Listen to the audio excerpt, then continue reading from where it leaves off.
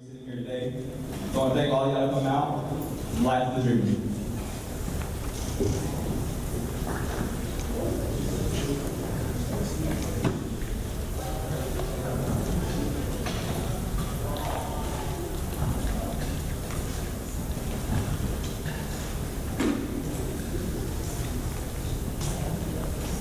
How you measure a life, especially a life as significant as Dr. Martin Luther King Jr.'s. Within his short 39 years of life, Dr. Martin Luther King Jr. made a seismic impact on race relationships in the United States. Beginning in the mid-1950s, Dr. Martin Luther King Jr. worked tirelessly on behalf of black people all over the country as a Baptist minister and civil rights activist. The life of this great man began on January 15, 1929, when Dr. Martin Luther King Jr. was born Michael King Jr. in Atlanta, Georgia. He was the middle child to Michael King Sr. and Alberta Williams King. Dr. King's maternal grandfather took over the struggling Ebenezer Baptist Church in 1893. And in 1931, Dr. King's father, Michael King Sr., stepped in as pastor of Ebenezer Baptist Church upon the death of his father-in-law and adopted the name Martin Luther King Sr. in honor of the German Protestant leader Martin Luther. Later, Michael King Jr. would adopt the name for himself as well. King went on to attend Booker T. Washington High School. He skipped both 9th and 11th grade and entered Morehouse College in Atlanta in age 15 in 1954. In his junior year, Martin took a Bible class and began to envision a career in ministry. In the fall of his senior year, Martin Luther King Jr. told his father and mother of his decision to become a minister. In 1948, Martin Luther King Jr. earned a sociology degree from Morehouse College and attended the Liberal Kozar Theological Seminar in Chester, Pennsylvania. He thrived in all his studies and was valedictorian of his class in 1951, along with being elected student body president. After being accepted to several colleges for a doctoral study, including Yale and Edinburgh, Scotland, King enrolled in Boston University.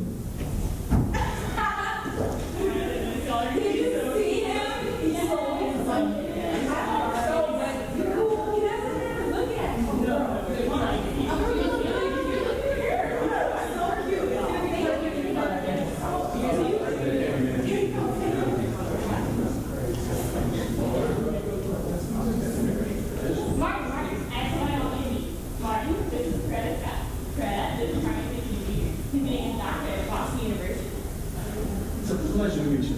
And how long have you known me? 3 years now. Yes, never any requests for more information. In 1952, Martin Luther King Jr. met Coretta Scott, an aspiring singer and musician at the New England Conservatory School in Boston. Coretta, affectionately named Corey by Dr. King, was a Southern belle from Marion, Alabama. Soon after meeting, the pair decided to get married. I really enjoyed tonight. You know, Coretta, thank you. We've been dating for several months now. There's a certain way I feel when I'm around you. It can't be duplicated by any other person on this planet. I want to make a drop of movement, Coretta. You know what? Yes!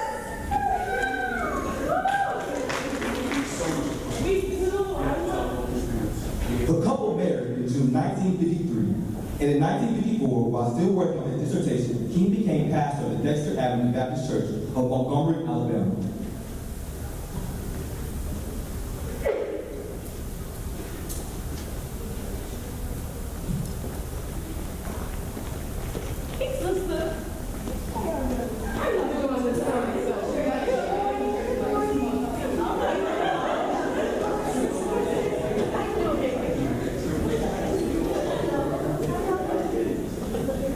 How are you all doing on this fine Sunday evening? Oh, we good. Oh, thank you. Now we would like to welcome the Heaven Butler Inspirational Concert Choir. They'd like to perform a selection for us, so give them a round of applause, please. Thank you.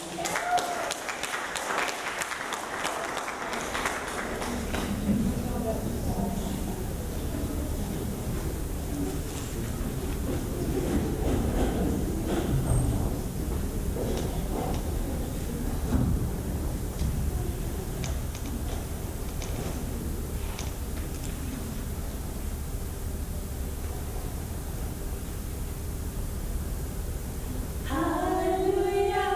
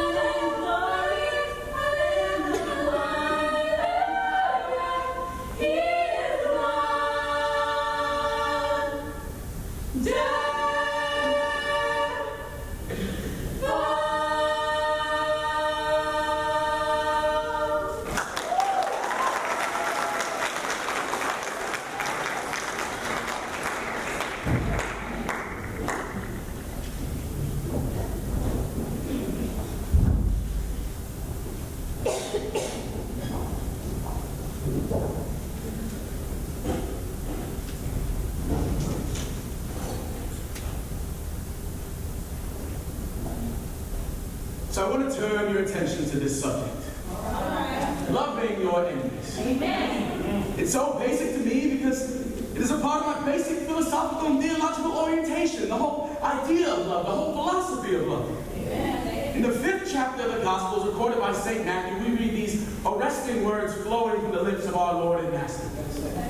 Ye have heard it has been said, thou shalt love thy neighbor and hate thine enemy. But I say unto you, love your enemies, bless them that curse you, do good to them that hate you, and pray for them that despitefully use you, that ye may be the children of your Father which is in heaven. All right now. Certainly, these are great words lifted to cosmic proportions. And over the centuries, many persons have argued that this is an extremely difficult command.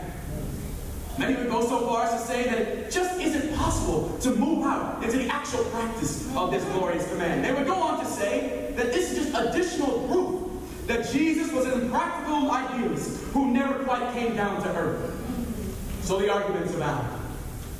But far from being an impractical idealist, Jesus has become the practical realist. Amen. The words of this text glittered our eyes with a new urgency, far from being the pious injunction of a utopian dreamer. This command is an absolute necessity for the survival of our civilization. It is. Yes, it is love that will save our world and our civilization. Love even for our enemies. Amen. Amen.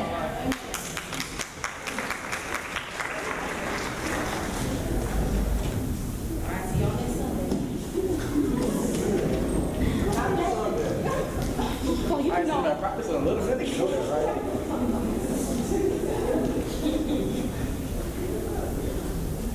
Hello, everybody. Hello, everybody. How y'all doing today? That was a little better. That was a little better. You know, I'll take that as all good. Now I would like to welcome to the stage the lovely Rissa Beckford, that she would like to recite a piece of her own spoken word. So give her a big round of applause as she comes up here.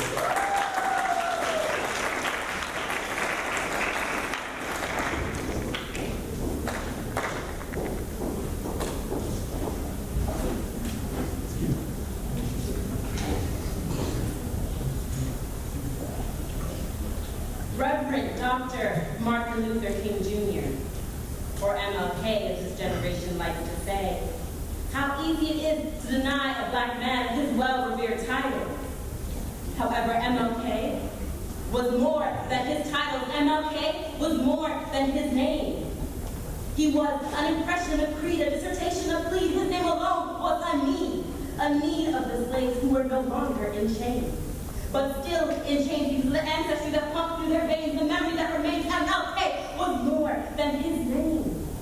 He was the vision because he was the decision to keep alive the cry of the slaves. A cry that we thought had ceased when the chains were removed. However, the slaves never stopped crying because our heroes never stopped dying, and our heroes never have to stop trying. The government never stops lying. Our people continue complying to be lesser, to be chained. And let the oppressor silence the cry of the slaves. But MLK took the brave move to sing for those who couldn't anymore, to remind us of the song that our ancestors wore when all they could do was sing. MLK was so much more than his name.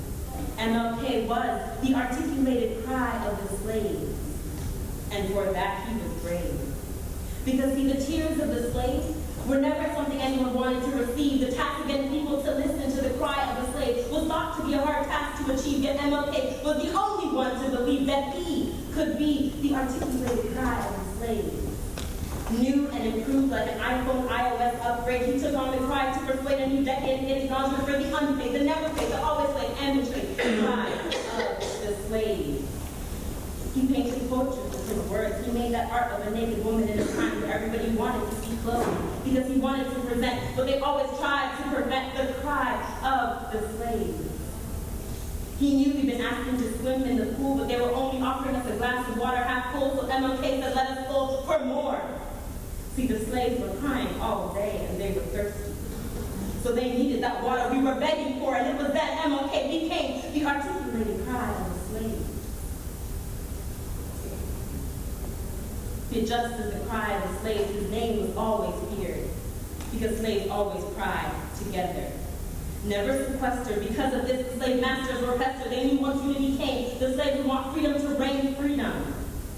The word MLK knew one day he would gain.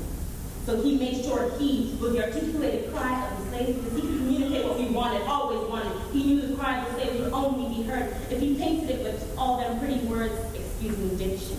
Like a novel of fiction, but people could gain an addiction to the conviction, little did they know.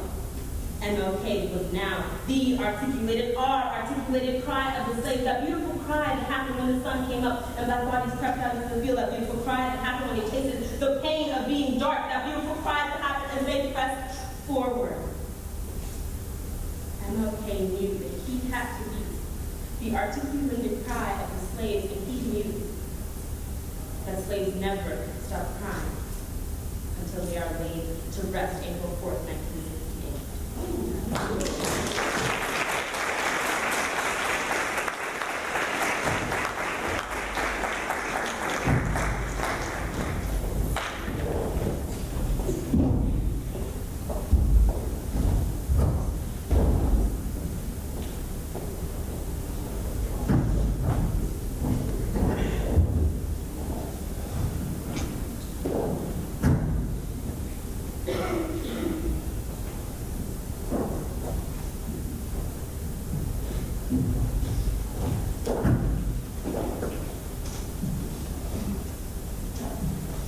Martin Luther King Jr. was awarded his doctorate in 1955. He was only 25 years old. Later that year, on December 1st, 1955, 42-year-old Rosa Parks boarded the Cleveland Avenue bus to go home from an exhausting day at work.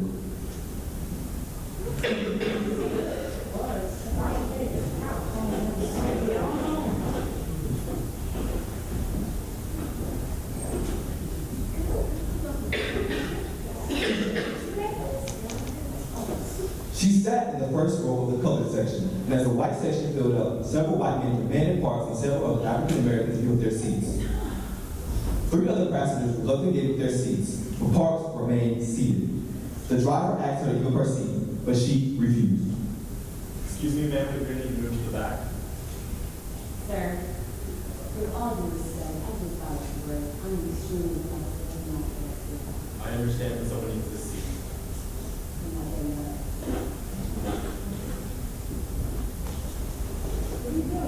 Parks was arrested and booked for violating a Montgomery City Code. In police custody, Ms. Parks was booked, fingerprinted, and briefly incarcerated. The police report shows that she was charged with refusing to obey the bus driver's orders. Ms. Parks was not the first person to be prosecuted for violating segregation laws in city buses in Montgomery. She was, however, a woman of unchallenged character who was held in high esteem by all those who knew her. At the time of her arrest, Ms. Park was active in the NAACP chapter, serving as secretary for E.D. Nixon, president of the Montgomery chapter. Her arrest became a rallying point around which the African American community organized a bus boycott and protested the discrimination they had endured for years. On the night that Rosa Parks was arrested, E.D. Nixon, head of the local NAACP chapter, met with Dr. Martin Luther King Jr. and other local civil rights leaders to plan a citywide bus boycott. I believe Dr. King should lead the protest. He's young, well-spoken, and has solid family ties. We have a great relationship with Dr. Lee. We have no alternative but to protest. For many years, we have shown an amazing patience. At times, we've even shown our white brothers and sisters that we like the way we're being treated. But we come here tonight to be saved from that patience that makes us anything less patient than freedom and justice.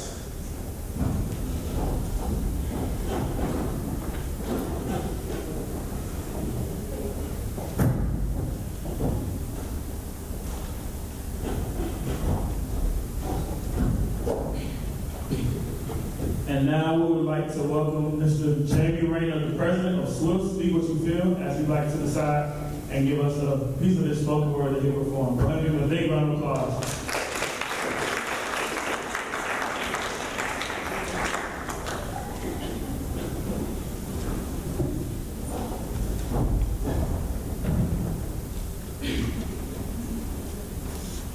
Freedom. Freedom is never voluntarily given by the oppressor. It must be demanded by the oppressed. Dr. Martin Luther King Jr. The limits had been reached, and oppressed people decided they would remain oppressed no more. For too long, the shackles of oppression bounded the black woman, the black man, and black culture. The resiliency of one individual sparked and ignited the fabrication of a revolution long overdue. For you see, the United States is indebted to the black woman, the black man, and black culture. The United States is indebted to the black woman, the black man, and black culture, for they are the architects of this country. They formed the mortar and they formed the stone on which this country was built. Yet how does the United States repay its architects? It repays its architects with discrimination, degradation, and incomplete assimilation of the empire it built. For you see, in all honesty, the truth is the United States loves black women, black men, and black culture. It loves black women, black men, and black culture when it can profit off them. But no more. No more. The seeds of revolution have been sowed, and now its light pierced the earth to make its presence felt. The people gathered. They unified under a single banner in concentration with no fear of incarceration. For they marched in declaration for the equivalent of the next Emancipation Proclamation. True freedom being the inspiration.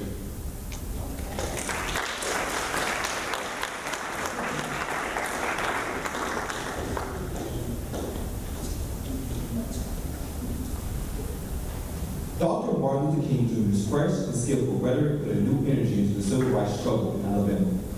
The bus boycott did 382 days of walking to work, harassment, violence, and intimidation to the Montgomery African American community.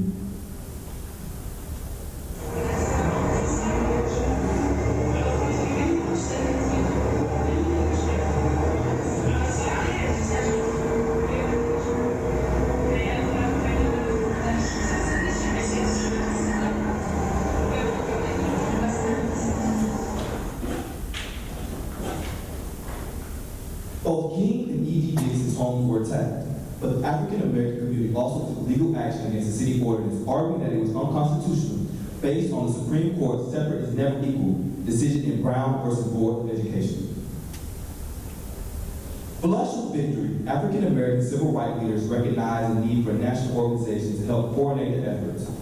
In January 1957, Dr. Martin Luther King Jr. and 60 other ministers and civil rights activists funded the Southern Christian Leadership Conference to harness moral authority and organizing power of black churches.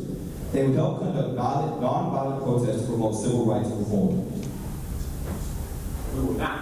It's time for a change. We need more people behind our cause, fighting for what's right.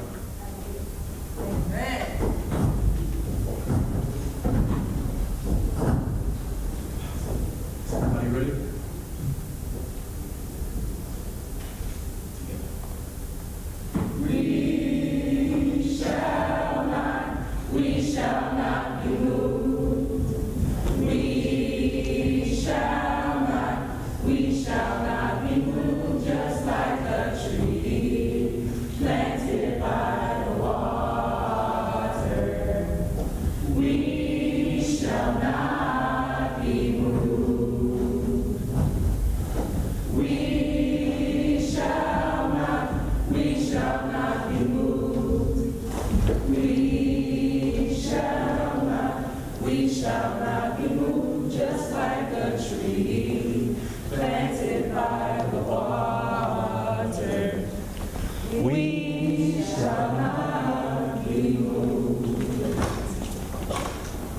In 1960, a group of African American students began what became known as the Sit Group in Greensboro, North Carolina.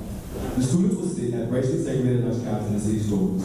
When asked to leave or sit in the colored section, they just remained seated, subjecting themselves to verbal and sometimes physical abuse. Here's some belong here. Get out of here. You don't need to be here. Come on, get out.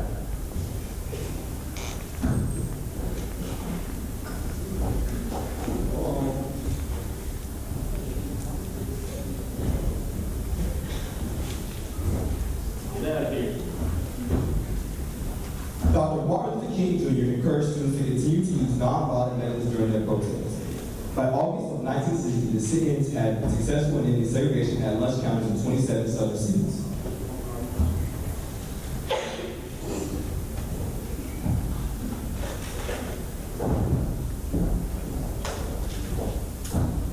By 1960, Dr. Martin Luther King Jr. was gaining notoriety. In October of that same year, King was in prison for violating his probation from a previous arrest during a traffic conviction.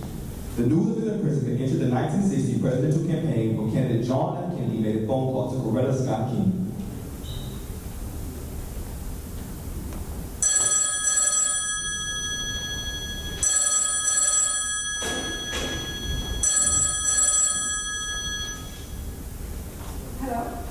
Kennedy expressed his concern for King's harsh treatment for a traffic violation, and Kennedy used political pressure to set things in motion. King was soon released.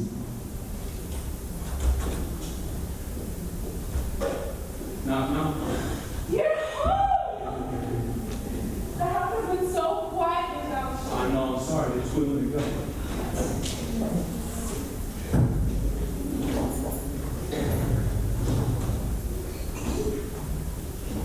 In the spring of 1963, Dr. King organized a demonstration in downtown Birmingham, Alabama, where he was arrested. From the jail in Birmingham, Dr. King eloquently spelled out his theory of nonviolence.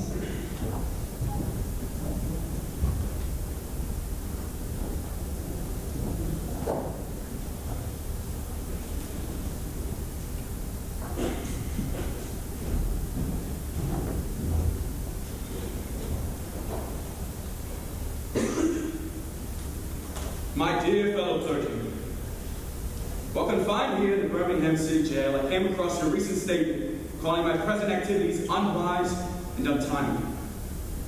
Seldom do I pause to answer criticisms of my work and ideas.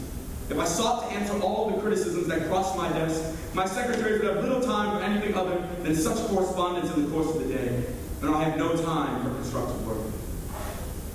But since I feel that you are men of genuine goodwill, and that your criticisms are sincerely set forth, I want to try and answer your statement in what I hope will be patient and reasonable terms.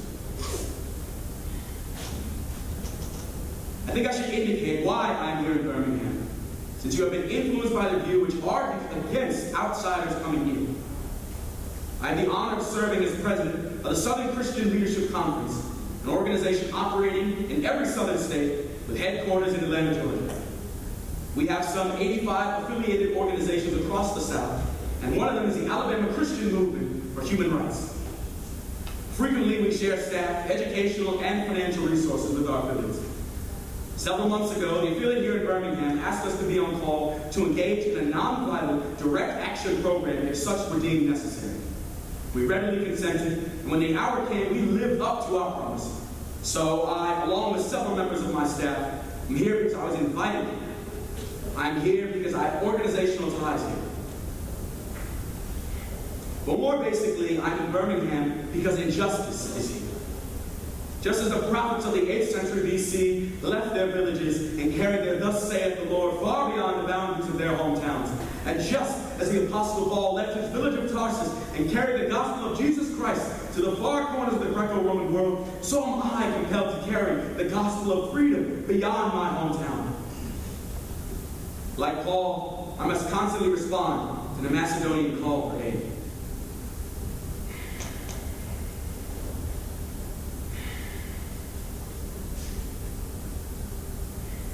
Moreover, I am cognizant of the interrelatedness of all communities and states. I cannot sit idly by in Atlanta and not be concerned about what happens in Birmingham. Injustice anywhere is a threat to justice everywhere. We are caught in an inescapable network of neutrality tied in a single garment of destiny. Whatever affects one directly affects all indirectly. Never again can we afford to live with a narrow, provincial, outside agitator ideal. Anyone who lives inside the United States can never be considered an outsider anywhere within its bounds.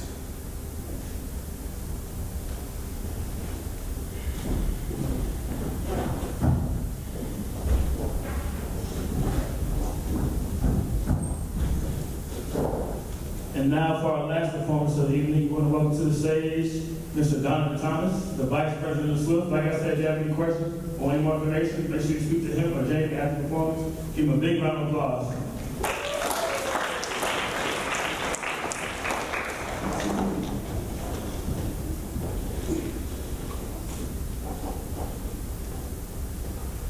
Our lives begin to end the day we become silent about things that matter. Dr. Martin Luther King Jr. Well, son, I'll tell you, I wish I could have seen him. I wish I could have just laid eyes on him, even spoke to him, to put a face to the name, a voice to the fame, as I have in my dreams. If I could only be taken back in time as I recite this rhyme, take God's remote and simply press rewind. Now, picture this. A little black boy in rural Georgia, poor and uneducated, stomach and pockets empty, heart and soul full of hope. My mother and I, we made the trip to go hear him speak. My ears perked up as his timbre peaked. He spoke of the promised land. And even though I was too young to truly understand, I tugged on my mother's slip and grabbed for her hand like, Mama, there goes that man. The Reverend, the Doctor, the King. He who hails from my very own hometown of Atlanta, Georgia, touched by an angel, or better yet by God, my God, how I wish I could have seen him. Just to hear him speak or even shake his hand, knowing that he was much more than just a man, a mountain mover, a maverick, eventually a martyr, a soul-shaking, earth-quaking revolution starter, a believer that love, rather than hate, is what we are. What a radical concept. To love thine own oppressor, to turn the other cheek, knowing that an eye for an eye makes the whole world blind. To be beaten and broken down for a generation, knowing that the blood running through our veins flows from the river Nile. To be denied basic human and civil rights, knowing that we are descendants of a great people that brought civilization to the world. To be sent to the back of the bus before the lashes on our own backs even had a chance to heal. Echoes of the cracks of whips and the clanking of shackles and rattling of chains, they rain and they rain. Speak what you feel and even what you fear. For when you refuse to be silenced, they might not listen, but they have no choice but to hear. Demanding equal pay, demanding equal say, demanding to be present on election day. And that's when they decided to send the government his way. You know them alphabet boys, the FBI and the CIA, bugging his home and tapping his phones. They talking about, boy, these niggers are starting to congregate, motivate, emancipate, and proclamate. Little do they know that one day we will dominate. But when will that day come? In the meantime, I'm still waiting on my 40 acres and a mule, still trying to prove we can't be fooled, still trying to maintain separate but equal schools. Is this what Martin dreamed of, you may ask? Just look around, son. Martin had a dream, and there's still work to be done.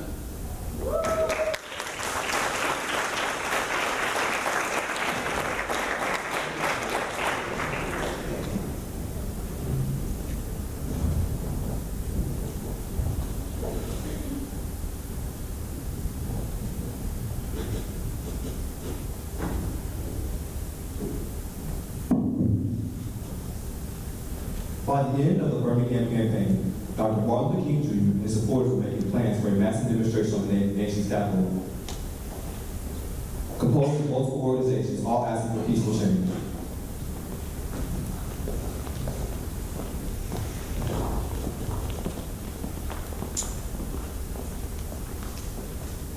Please rise for the singing of the national anthem by our singer, Mary Anderson.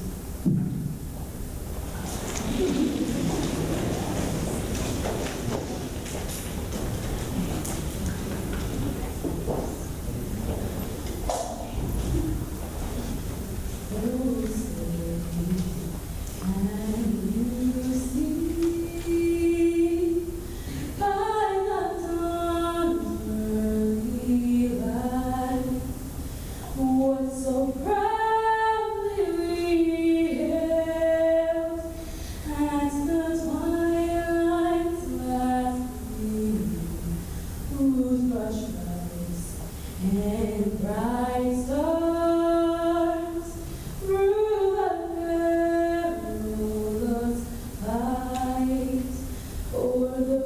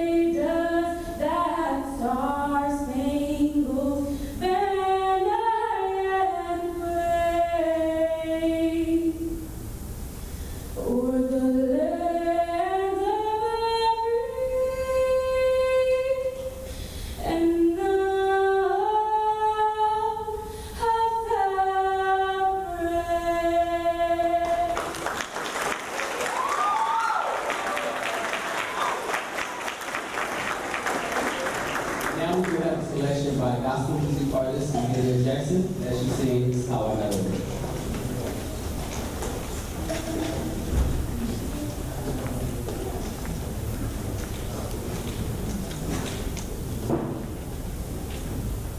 How I got over, how did I make it over? My soul looks back and wonders, how did I make it over? How I got over, going on over all the years. You know my soul looks back and wonders, how did I get over? Tell me how I got over. Had a mighty hard time going over. You know my soul looks back and wonders, how did I get over? Tell me how we get over. I've been falling and rising all the years, but my soul looks back and wonders how I get over.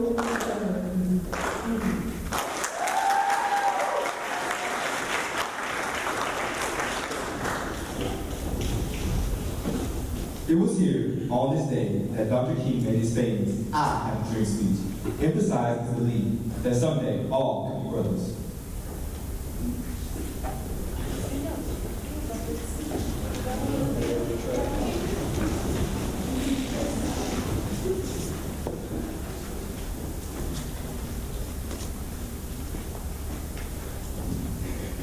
I'm happy to join with you today in what will go down in history as the greatest demonstration for freedom in the history of our nation. 50 years ago, a great American in whose symbolic shadow we stand today signed the Emancipation Proclamation. This momentous decree is a beacon of light, of great hope to millions of Negro slaves who had been seared in the flames of withering injustice. It came as a joyous daybreak to end the long night of their captivity. 100 years later, the Negro still is not free. 100 years later, the life of the Negro is still badly crippled by the manacles of segregation and the chains of discrimination. 100 years later, the Negro lives on a lonely island of poverty in the midst of a vast ocean of material prosperity. 100 years later, the Negro still languishes in the corners of American society and finds himself in exile in his own land. So we've come here today to dramatize a shameful condition. In a sense, we've come to our nation's capital to cash a check. When the architects of our republic wrote the magnificent words of the Constitution and the Declaration of Independence, they were signing a promissory note to which every American was to fall heir. This note was a promise that all men, yes, black men as well as white men, would be guaranteed the unalienable rights of life, liberty, and the pursuit of happiness. It is obvious today that America has defaulted on that check, insofar as our citizens of color are concerned.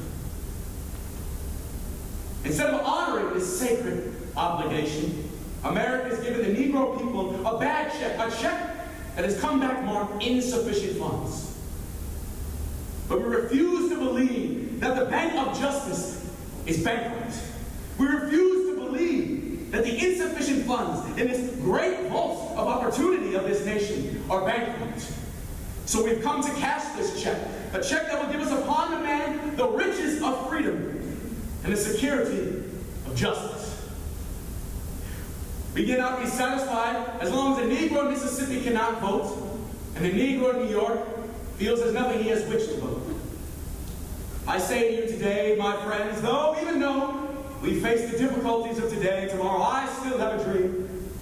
It is a dream deeply rooted in the American dream, a dream that one day this nation will rise up, live out the true meaning of its creed. We hold these truths to be self-evident, that all men are created equal. I have a dream that one day in the red hills of Georgia, sons of former slaves and sons of former slave owners will be able to sit down together at the table of brotherhood.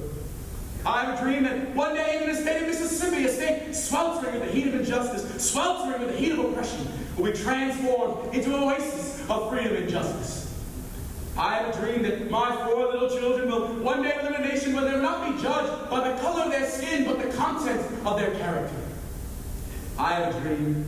I have a dream that one day in Alabama, with its vicious racists, with its governor having his lips dripping with the words of interposition and nullification, one day, right there in Alabama, little black boys and little black girls will be able to join hands with little white boys and little white girls as sisters and brothers. I have a dream today. I have a dream that one day every valley shall be exalted, every hill and mountain shall be made low. The rough places will be made plain, and the crooked places will be made straight. And the glory of the Lord shall be revealed, and all flesh shall see it. This is our hope. This is the faith I go back to the South with. With this faith, we will be able to hew out of the mountain of despair a stone of hope. With this faith, we'll be able to transform the jangling discord of our nation into a beautiful symphony of brotherhood. With this faith, we'll be able to work together, to pray together, to struggle together, to go to jail together, to stand up for freedom together, knowing that we will be free one day. This will all be when all of God's children will be able to sing with new meaning, "My country, 'tis of thee, sweet land of liberty, of thee I sing. Land of my father's pride, land of the pilgrim's pride, from every mountainside let freedom ring."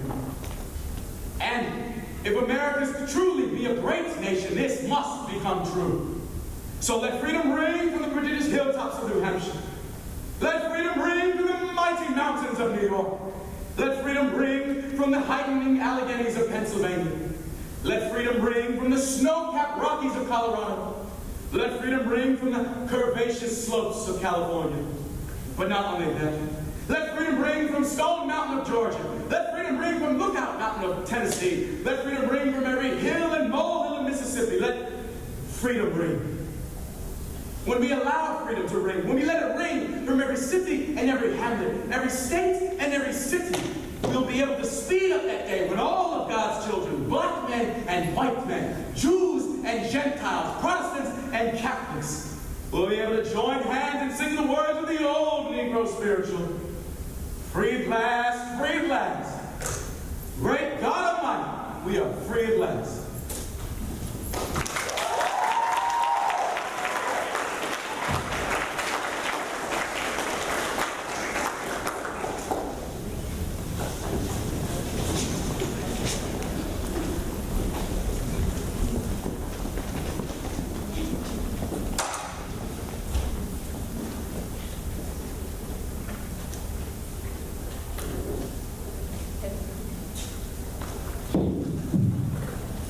In the spring of 1968, a labor strike by Memphis sanitation workers drew Dr. King to one last crusade. On April 3rd, Dr. King delivered a riveting yet eerily prophetic speech called "I've Seen the Mountaintop." Glad to see y'all back in church. Hey, Lisa, how you doing? How's it going? Good to see you last week.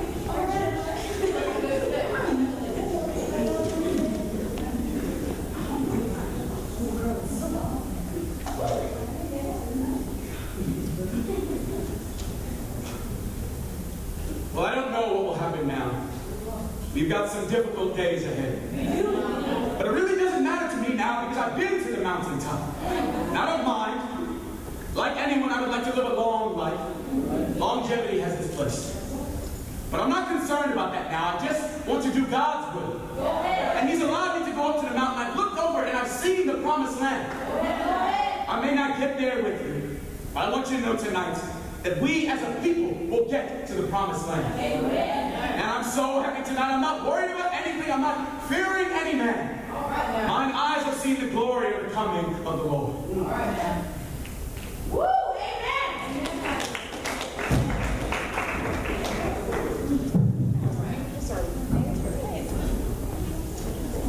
Good weekend out there. All right. Services.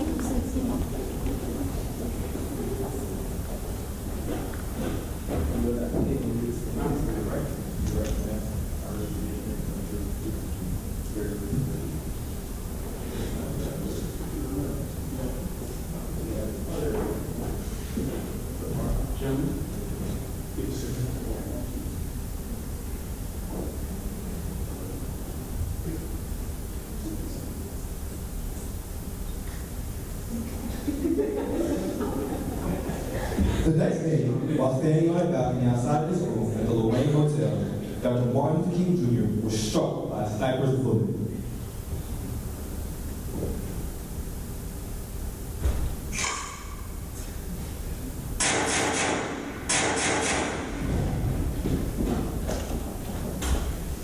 Dr. Martin Luther King Jr. was assassinated on April 4, 1968.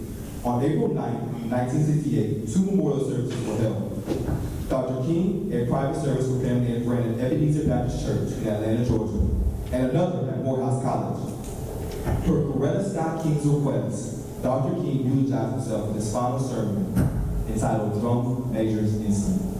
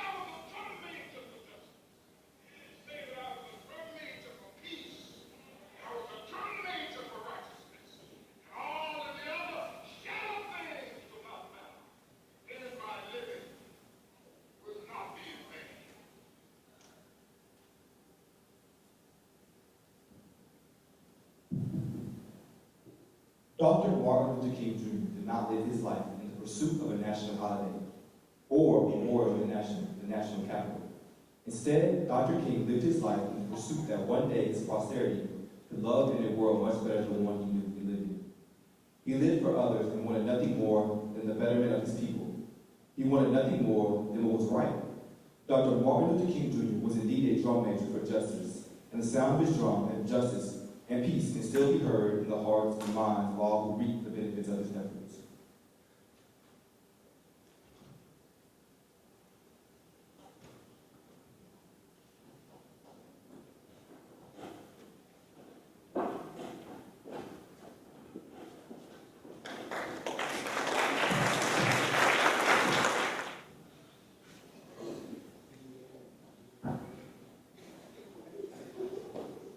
How y'all doing today?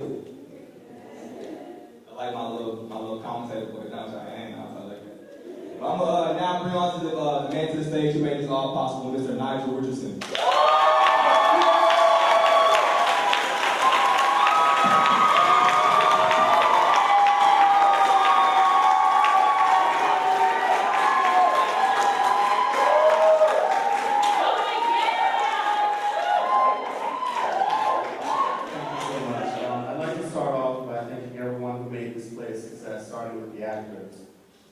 Takeo Jackson as our narrator. Jackson Bowser as Dr. Martin Luther King Jr.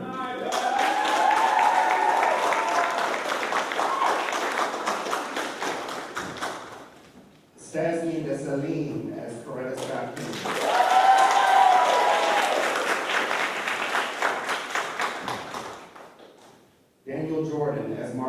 King Sr. Tatiana McNish as Alberta Williams King. Mallory Lyles as Mary Powell. Ivan Anderson as Edie Nixon.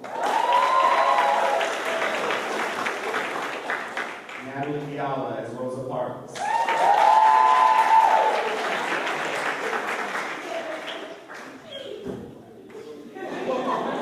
Tyra Carroll as Marion Anderson.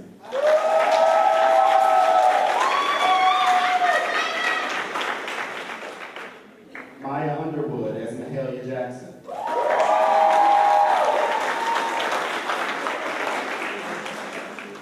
Ryan Kesselring as the bus driver.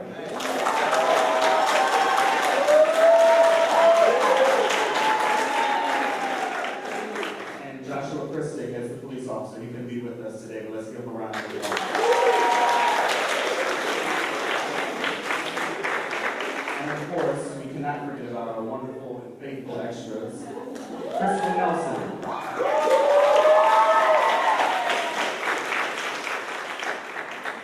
Neka Nwankwo.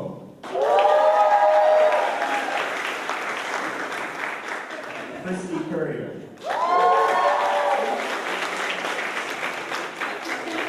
Asia Khan.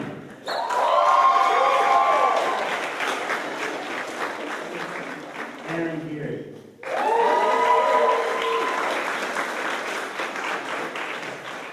Howard Grant, who also served as our stagehand. Let's give him a round of applause. Braylon Howard.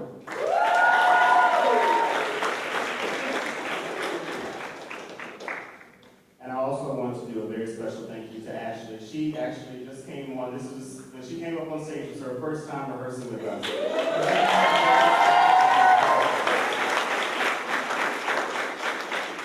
I'd also like to thank all the spoken word artists that performed this evening, as well as the Hammond Butler Inspirational Concert Choir. Give them a round of applause.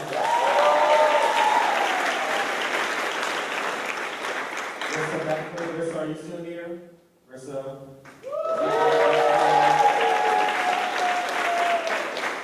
Jamie Raymond? Jamie is still here? And also Donovan Thomas.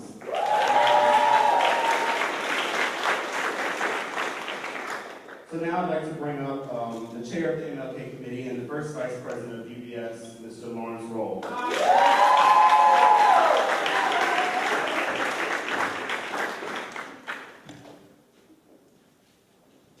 How y'all doing today?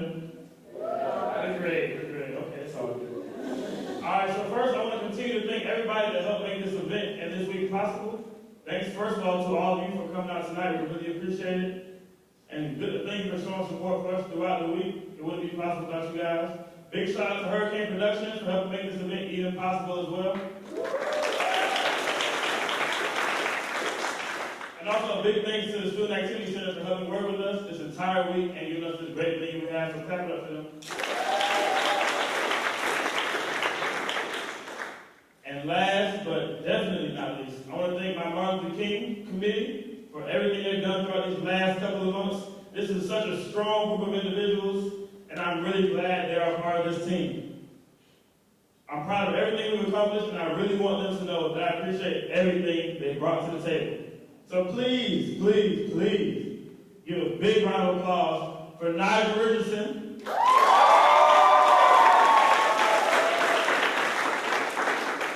Shaquille Jackson, and Arlen Robertson.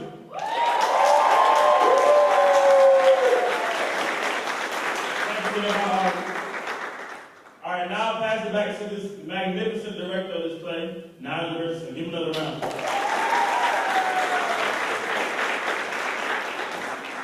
So I just have some very brief remarks for you all as an extra special thank you, but also as kind of like a mission for you all leaving this play.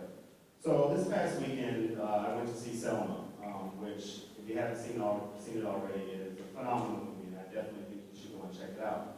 But what I got from that movie was more that Selma focused on one aspect of of Dr. Martin Luther King Jr.'s life, one part of his life, when he led the march in Selma, and did so much for the people in Selma. And with this play, we try to focus on all parts of his life. And he lived a very short life. He was 39 years old when he was assassinated. But what I could tell from going to see Selma and from having the inspiration to write this play was that Dr. Martin Luther King Jr. lived a life of purpose. From the very moment that he knew that there was injustice in the world, he knew that he could do something about it. He knew that he had the power and the skills and the intelligence to lead a group of people, to rally the black people in America behind their freedom and their equality. And so thinking about that, thinking about living a life of purpose, that's what I want you all to think about today. As you saw everything that he did in his short 39 years of life, he lived a life of purpose. And with everything that's going on in the world right now, I want to push on to you all and help you all commit to living a life of purpose and really rallying behind everything that you believe to be true, everything that you feel is an issue in the world, to really give your life to that. Because that's what Dr. Martin Luther King Jr. did. And with that mentality, we can kill this nightmare that we have right now, and we can keep his dream alive. So thank you so very much for coming out tonight. Thank you for everything that you've done this week and for all your support throughout the MLK Week. And have a good evening.